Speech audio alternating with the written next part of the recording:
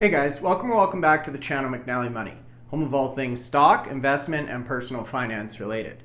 Now for today's video, we've got a special guest for you, Nico Moran, who's the host of Simply Bitcoin. This is a channel that puts out daily content in relation to Bitcoin, cryptocurrency, and the impact it's having on our society. So I'm super curious to hear Nico's thoughts on some of the big macro events that we're currently seeing, such as the presidential election, the spot Bitcoin ETFs, and the halving coming up next year. Now before we get into all that, please take a second, hit the like button, you guys. It's a big help to myself and the channel. If you're not already subscribed, McNally Money, feel free to join. And let me know in the comment section below what your thoughts are on our discussion, if you're holding Bitcoin yourself, and what your price target is for the back half of this year. Now with that being said, let's get into today's interview.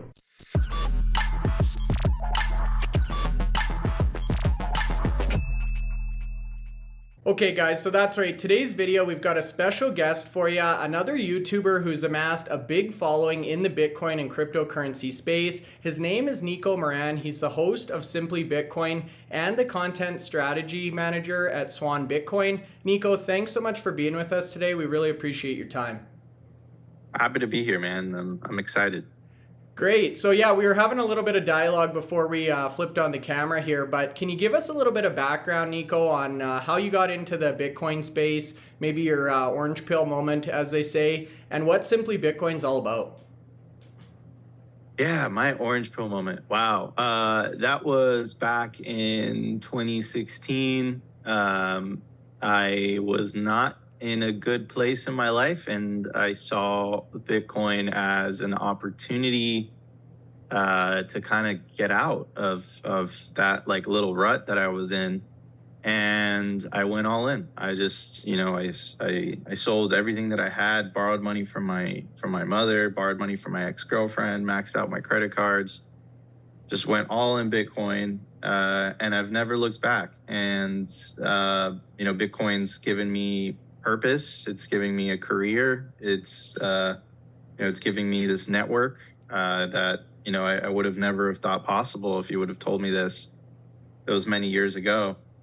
And Simply is something that I started in 2020. I noticed that a lot of the altcoin channels were very good at YouTubing, and what we had on the Bitcoin side was podcasts.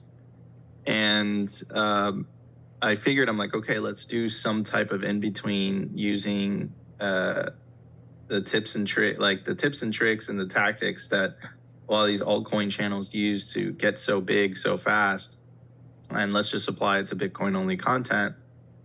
And at the time, it was a theory, but to my surprise, it was pretty well received by the community, by the Bitcoin community. And that got invited me to Bitcoin 2021, which was like the first very big Bitcoin conference. And it was in Miami. And that was the conference where Jack Mallers made his famous announcement with Nayib Bukele and made Bitcoin legal tender. My first crucible of fire, like, so to speak, they put me on the main stage. I've never been on there before. And, they asked me some questions about Simply Bitcoin. I told them, I was like, this is what I think is going to work. And fast forward a couple of years later, and, it's just interesting how things have played out, to say the least. Yeah, that's great. I've got a lot of questions for you. It's funny you were thrown in the deep end there, and you must have done pretty well, I guess, to make it here. I know you've amassed a pretty good Twitter following as well, so I'll leave your social medias linked in the video description, Nico. But it's really interesting how you say you got into Bitcoin, because I had a similar story. Kind of looked at it as an investment or a stock almost, and then you get involved. You see it's a kind of a lifestyle and a mindset shift, and then the freedom that comes around with it, and now all the adoption from some of the big like BlackRock and government agencies and stuff. So I wanted to talk about Simply Bitcoin specifically in a couple seconds here, but we've had a ton of news in the media. Michael Saylor's buying a bunch more Bitcoin. We saw BlackRock is a big holder of MicroStrategy itself. What do you think's happening kind of at the macro level in terms of the general public's outlook on Bitcoin and some of the big money, smart money getting involved now? Yeah. So the general public, I think it depends what general public we're talking about. Like in the countries that have a relatively stable fiat currency, I think the general public is still very much distracted by the bread and circuses and, the comfort of living, and the inflation rate isn't so high enough for people to really start asking the question, what is money?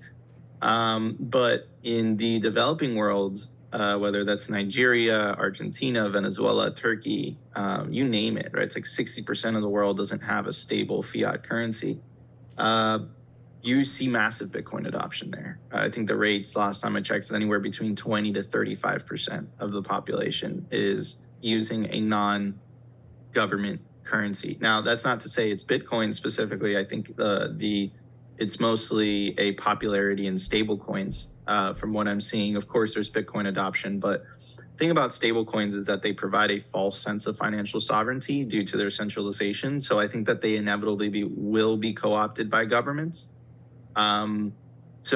But it's good because it gets people's foot in the door. It gets people to get comfortable with a currency that's not issued by the state, by the government. And that is a big leap for a lot of people because they've been conditioned to think in a certain way for so long.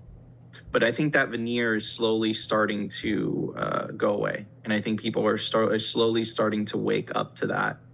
But like I said, it's farther away from, it's not happening in the West how normally technological adoption would normally happen. It's happening everywhere else first, right? Which makes total sense, but at the same time, it's an interesting phenomenon. It totally is. Yeah, it's almost backwards if you think about it. The new cutting edge digital currency, and it's the third world countries that are really pioneering. Now, I wanted to bring it back home here. You mentioned you're in Miami. There's a big election, obviously, next year in the States. A lot of the presidential candidates have come out in support of self-custody, of Bitcoin, of crypto. What are your thoughts there? Do you think this is going to be a major, pillar for the election? Or do you think this is just kind of smoke and mirrors to keep people happy? I think politicians will say anything and everything to get elected. But that's not to say that some of them aren't on our side. What's interesting is you have two candidates, actually three. You have two on the Republican side, and you have one on the Democratic side that are in second and third place for the Republican presidential candidacy and the Democratic presidential candidacy. And RFK Jr. flat out said at the Bitcoin conference, I'll protect your right to self-custody. Now, as Bitcoiners, you're just kind of like, I could do that anyways. But it's interesting that the Overton window, so to speak, like the political discourse has gotten to this point. And then what I say is like, look, if you have a Republican and a Democrat both advocating against central bank digital currencies and advocating for Bitcoin, like statistically speaking, there's a non-zero chance we have a pro-Bitcoin, anti-central bank digital currency president in the White House in 2024. Now, is that probable? No.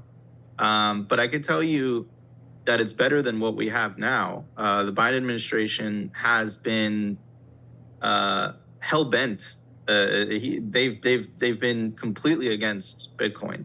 I had Caitlin Long. I had the privilege of having Caitlin Long on my podcast, and she's like, look, like the Custodia Bank, which was essentially this Bitcoin crypto bank that she is launching, better said, in Wyoming. They weren't able to get a federal banking charter because, they got denied. And then she straight up said, she's like, that order came directly from the White House. And then you have the infamous choke point 2.0, which is, this directive or this theory where the administration is trying to isolate the industry from the rest of the financial system. Now, you could say, right, that they're truly just going after crypto scams and all that stuff. And as a Bitcoiner, I'm not a big fan of crypto, but at the same time, I'm also a libertarian. And I also take the angle of like, let's let the free market decide what the free market decides. I'm not a fan of government intervention in any type of situation. But yeah, it's a very interesting situation. Let's see how this all plays out. But listen, I think Bitcoin's incentives are going to win, and I think that inevitably leads to politicians using that as a political slogan in order to get more votes. I think it's going to be politically unfeasible by 2028, which is the next presidential election, to take an anti-Bitcoin stance just because of the percentage of the population that are holding Bitcoin. Agreed. Yeah, good comments there, and it is interesting to see anytime both sides of the aisle agree on anything. It's definitely got a little bit of merit. So it kind of brings me back. I used to do a lot of coverage of the cannabis sector, and seeing how much the government can really shut down an industry by not allowing access to banking and cash only and tax implication. They can do a lot, right? So I'm optimistic. I think you're right. We're moving in the right direction, and we'll see, I guess, how the chips fall next year. So next kind of question on the macro level for you, Nico. The SEC, very closely intertwined with the government. Since we're on that topic, spot ETFs, that's the big kind of, I guess, bullish case right now for Bitcoin. A lot of interest, a lot of dollars flowing in. What do you think is going to happen there? Are they going to unanimously approve them all? Do you think BlackRock's going to get out ahead? Do you think it'll happen before the end of the year here? What's your stance? Yeah, so I had Elliot Johnson on, I think it was on Swan, on one of the live streams that we did for Swan, and he believes that the BlackRock, and Elliot Johnson, just to give a little bit of context, is just throwing a name out there. Elliot Johnson was behind the first spot Bitcoin ETF in Canada. It was called the Evolve Bitcoin ETF. And he believes that the BlackRock ETF has a very high probability of being approved. But then you have Bitcoiners that take a different stance. Joe Carlasari, which is, this known for his legal input. I think he has a legal background, practices law. He doesn't believe that it's going to get approved. So the community is kind of divided. Now, I think that it could be beneficial for price. But at the same time, I think we have to be wary of the dangers of rehypothecation and the dangers of paper Bitcoin. And I had this tweet pinned to the top of my profile for the longest time. And basically it said, if enough people take self-custody, we'll win this thing no matter what they do. And that's like the key differentiator between Bitcoin and all these other assets, including gold. Like, take self-custody of gold. Like, I look, personally, like, as a Bitcoiner, and maybe a lot of people will get upset with me, I like gold, but like, I like physical gold. Like, if you hold a gold bar in your hand, it feels nice. But try holding $1 million, $2 million, $5 million worth of gold in your hand. It's heavy. You're going to have to pay security guards. You're going to have to pay transportation. You're going to have to get a big truck. With Bitcoin, it's like, if you're in a pickle, you can memorize 12 words and you can theoretically store millions, billions, trillions of dollars in your mind. And that empowers individuals, right? But only if individuals choose to use that empowerment. And that is the catch 22. Like, that's why I'm wary of this BlackRock ETF, where if enough people on Wall Street, or enough of the older generation, which happens to have all the wealth, they get comfortable and they're like, oh, I could just log into my Charles Schwab account and I could just buy this BlackRock ETF. I'll get exposure to Bitcoin. Like, that's not going to change anything. The way that things change is if people take a little bit of personal responsibility and take their wealth, their time, their energy back into their own hands, control their own destiny. And they do that by controlling their seed words. They can do that, but they do that by controlling their keys. So it's a two-edged sword. Like, yes, could it be a good for price action? Yes, but there's a danger there as well. And as a Bitcoiner, I'm cautiously optimistic about this whole thing.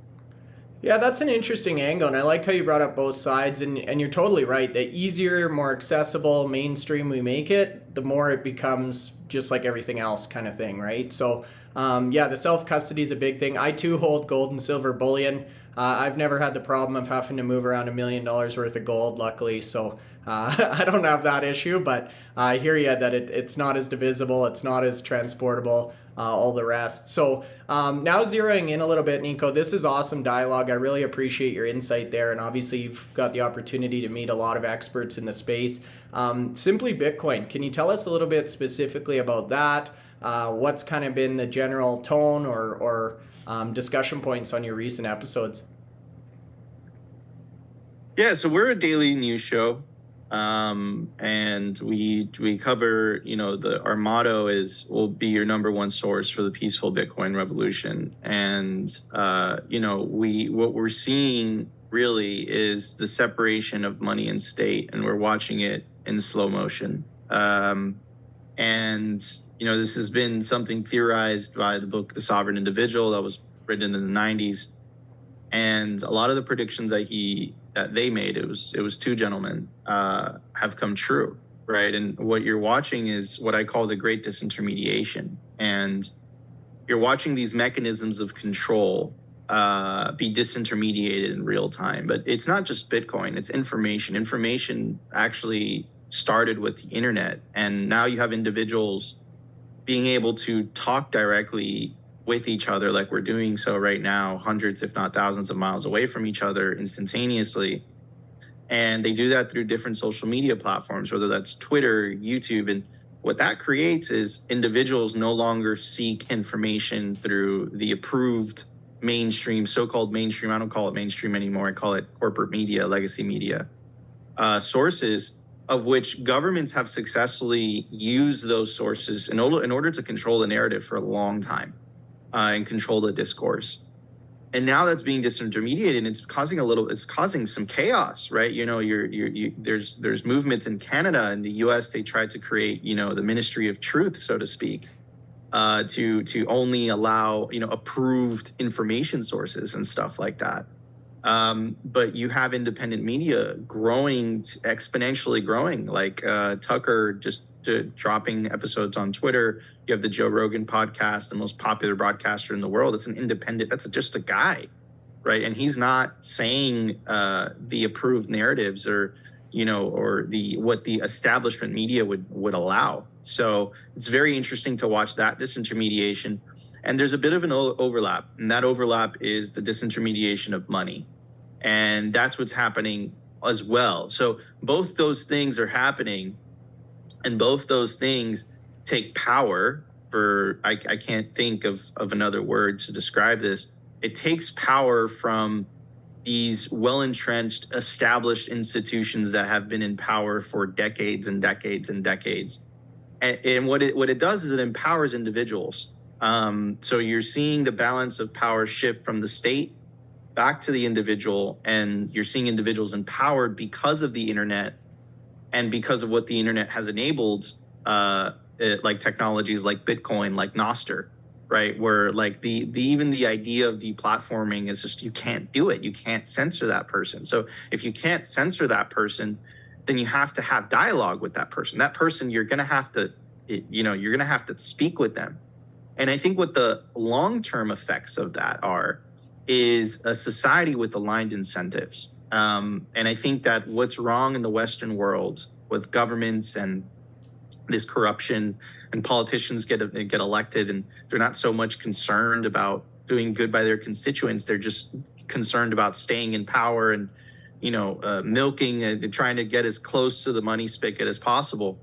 But I think it will align incentives in society in the long run. And I think that's what you're seeing in El Salvador. I think you're seeing a country that has aligned incentives. And I think that's why you're seeing the success that's happening there. It's too early to tell. That's just a theory. But the reason I'm saying that is because of what Bitcoin has done personally to my life, what Bitcoin has done to the people around me, what Bitcoin has done to companies that, I've been a part of and that I've seen. All of a sudden, when you live on a Bitcoin standard, the truth matters, integrity matters, honesty matters. And you start thinking thinking the long term versus the short term, which I think is what fiat incentivizes. It incentivizes you to think short term because of inflation, right? It's designed to lose purchasing power over time. And Bitcoin, it's designed to do the exact opposite, right?